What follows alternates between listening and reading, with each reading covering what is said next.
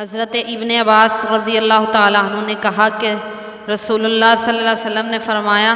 کہ اے لوگو، خدا نے تم پر حج فرض کیا ہے۔ اقرا بن حابس رضی اللہ عنہ نے کھڑے ہو کر عرض کیا، یا رسول اللہ صلی اللہ علیہ وسلم،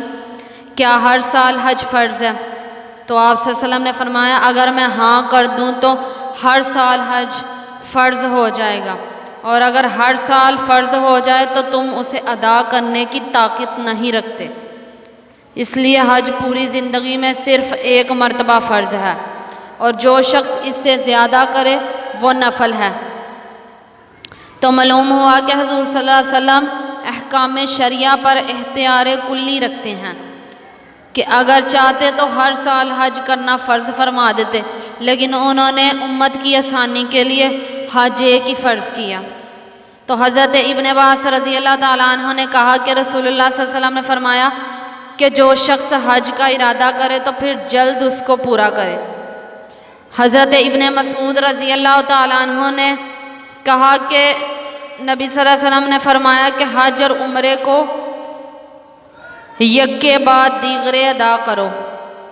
اس لیے کہ یہ دونوں افلاس اور گناہوں کو اس طرح دور کر دیتے ہیں جس طرح بٹی لوہے، چاندی اور سونے کی میل کو دور کرتی ہے، اور حج مقبول کا بدلہ صرف جنت ہے۔ حضرت ابو ہریرہ رضی اللہ تعالیٰ عنہ نے کہا کہ حضور صلی اللہ علیہ وسلم نے فرمایا کہ جو شخص حج یا عمرہ یا جہاد کے ارادے سے نکلا اور پھر راستے میں ہی مر گیا تو اللہ تعالیٰ اس کے حق میں ہمیشہ کے لیے مجاہد، حاجی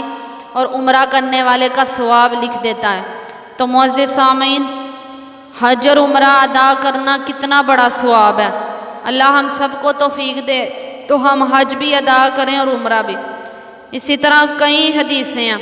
حضرت ابن عباس رضی اللہ تعالیٰ عنہ سے روایت ہے کہ رسول اللہ صلی اللہ علیہ وسلم نے فرمایا کہ رمضان میں عمرہ کرنا حج کے برابر ہے۔ تو حضرت ابو رزین عقیلی رضی اللہ تعالیٰ عنہ سے روایت ہے کہ نبی کریم صلی اللہ علیہ وسلم کی خدمت میں وہ حاضر ہوئے اور عرض کیا، یا رسول اللہ صلی اللہ علیہ وسلم، میرا بوڑھا باپ اتنا کمزور ہے کہ حج اور عمرے کی طاقت نہیں رکھتا اور نہ سواری پر سفر کرنے کی اس میں قوت ہے۔ تو آپ نے فرمایا تو اپنے باپ کی طرف سے حج اور عمرہ کر لے۔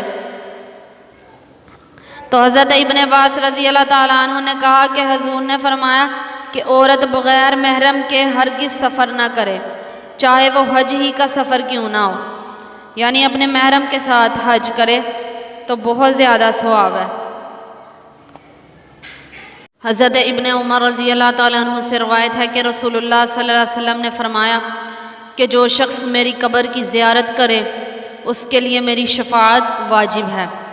تو حضرت ابن عمر رضی اللہ تعالیٰ عنہ نے کہا کہ رسول کریم صلی اللہ علیہ وسلم نے فرمایا کہ جو میری زیارت کے لیے آیا سوائے میری زیارت کے اور کسی حاجت کے لیے نہ آیا تو مجھ پر حق ہے کہ قیامت کے دن اس کا شفیع بنوں، یعنی اس کی سفارش کروں۔ تو حضرت ابن عمر رضی اللہ تعالیٰ عنہ سے روایت ہے کہ رسول اللہ صلی اللہ علیہ وسلم نے کہا کہ جس نے حج کیا اور میری وفات کے بعد میری قبر کی زیارت کی تو ایسا ہے جیسے میری حیات میں زیارت سے مشرف ہوا۔ تو حج کے لیے جانا اور سرکار دو عالم صلی اللہ علیہ وسلم کے روضہ انور کی زیارت نہ کرنا یہ بدبختی کی علامت ہے۔ مسلمانوں کو چاہیے کہ جب حج بیت اللہ ادا کرنے جائیں تو اس وقت نبی کریم صلی اللہ علیہ وسلم کے روضے کی لازمی زیارت کریں، ان کی زیارت کے بغیر تو حج قبول ہی نہیں ہوتا۔ تو اللہ تعالیٰ سے دعا ہے کہ اللہ تعالیٰ ہمیں حج ادا کرنے کی توفیق عطا فرمائے